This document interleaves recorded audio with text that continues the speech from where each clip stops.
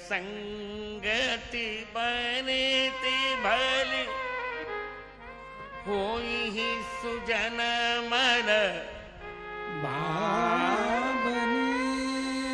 भवंग भूति मसान की, सुमिरत सुहावनी पान। भवंग भूति मसान की, सुमिरत सुहावनी पावनी। भवंग भूति मसान की, सुमिरत सुहावनी पावनी। बात तो समझ कहते हैं कि मेरी कविता चार सिद्धांतों की मेरी कविता चर्चा करती है, जो हमने आपको बताई।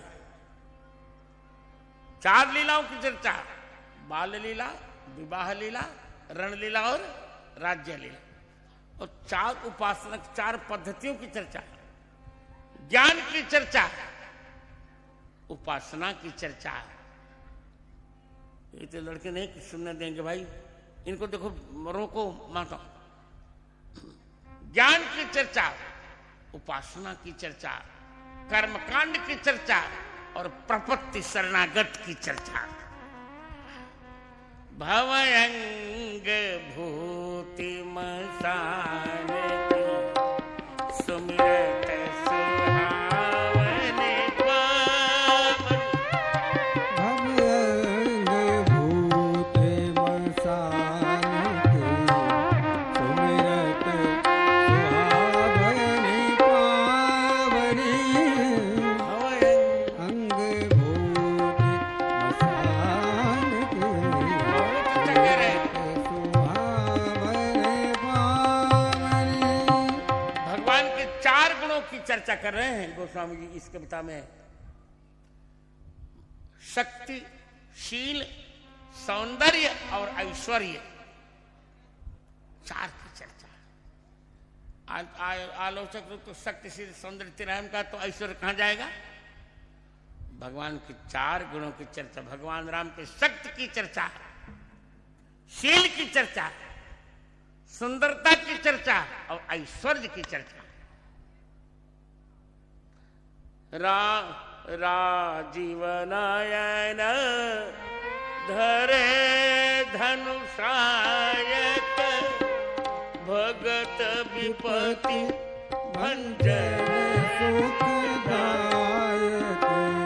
राजीव नयन धरे धनुषायक, भगत विपति भंजन सुखदायक। राजीव नयन